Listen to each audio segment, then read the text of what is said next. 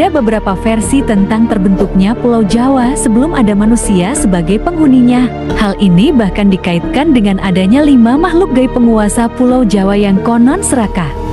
Dalam kitab Sabta Pujangga dan juga Primbon Jayabaya karya Ronggo Warsito, Kitu ahli sejarah Kediri menjelaskan, konon setelah merasa cukup berguru kepada Syekh Syamsuddin Al-Wasil, Prabu Jayabaya bercerita tentang kondisi tanah Jawa saat masih kosong hingga kiamat kubro.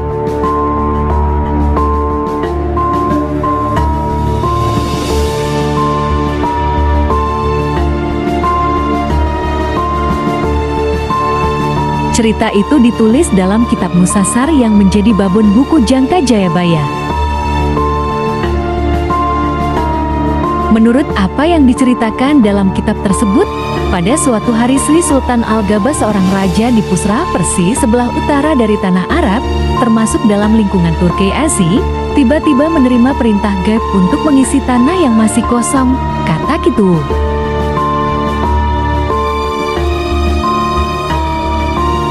Menteri kemudian mengumpulkan para nahkoda yang berpengalaman untuk ditanya. Hingga akhirnya dapat keterangan bahwa di sebelah timur Lat Hindustan yang berjarak kira-kira perjalanan 40 hari dan 40 malam berlayar, ada sebuah pulau panjang dan mempunyai lebih kurang 20 gunung, tinggi dan dikelilingi ratusan bukit beraneka warnanya. Pulau tersebut masih sunyi dan belum berpenghuni. Atas apa yang didapatkan informasi tersebut, sang menteri kemudian melaporkan kepada Sultan Al-Gabah dan oleh Sultan disambut dengan gembira.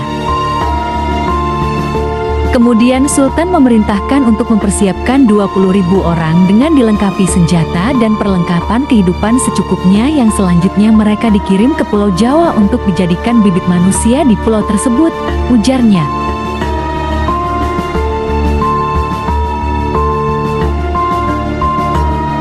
Setelah berlayar selama 40 hari dan 40 malam, akhirnya rombongan besar ini mendarat di kaki Gunung Kendeng masuk Ekskarsidenan Surakarta. Menurut penanggalan Rom waktu itu adalah tahun ke-437. Dan menurut ramalan Jayabaya, sejak diinjak oleh kaki manusia yang pertama hingga nanti tiba kiamat kubro akan mengalami 2110 tahun surya matahari atau 2173 tahun jandra bulan, ungkap Kitu.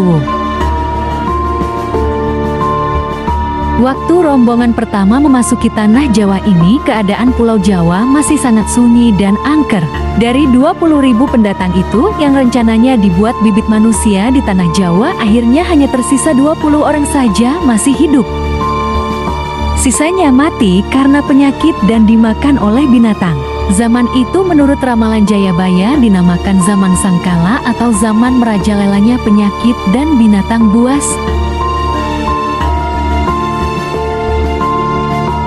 Sebanyak 20 orang tersisa itu kemudian kembali ke Persia dan melaporkan kejadian kepada Sultan. Selain sedih, Sultan juga marah dan kemudian mengumpulkan pendeta sakti untuk membuat tumbal dan jimat untuk menantang para jin, setan dan demit di Jawa agar pulau tersebut bisa didiami, tambah Kitu.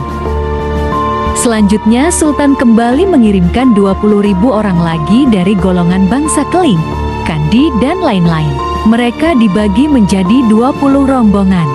Masing-masing kelompok ini dipimpin oleh Singli Nangkung Usmanaji, seorang pendeta sakti dari Bani Israel untuk menjelaskan kias kepada tanah Jawa. Waktu itu menurut penanggalan Rom jatuh pada bulan Tasrinki 444, tambah Kitu.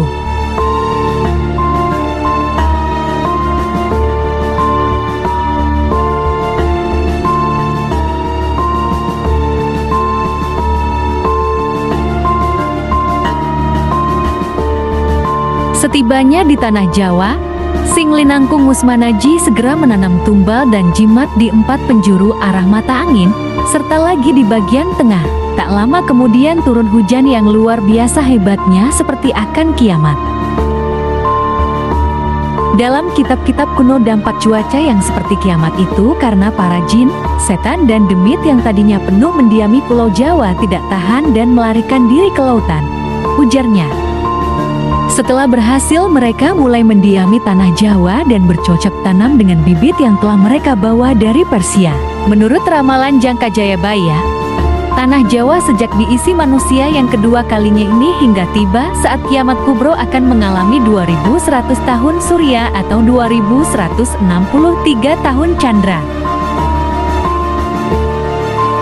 Tempo 2100 tahun surya ini menurut Kitu dapat dibagi menjadi trikali atau 3 periode zaman besar yang masing-masing terdiri dari 700 tahun surya. Dan di setiap periode zaman besar tadi terbagi menjadi Sabto Maloko yang berarti zaman kecil, di mana masing-masing zaman kecil terdiri dari 100 tahun surya hingga 7 kali 100 700 tahun surya dikali 3 sama dengan 2100 tahun surya. Dan itulah cerita menurut versi Jayabaya.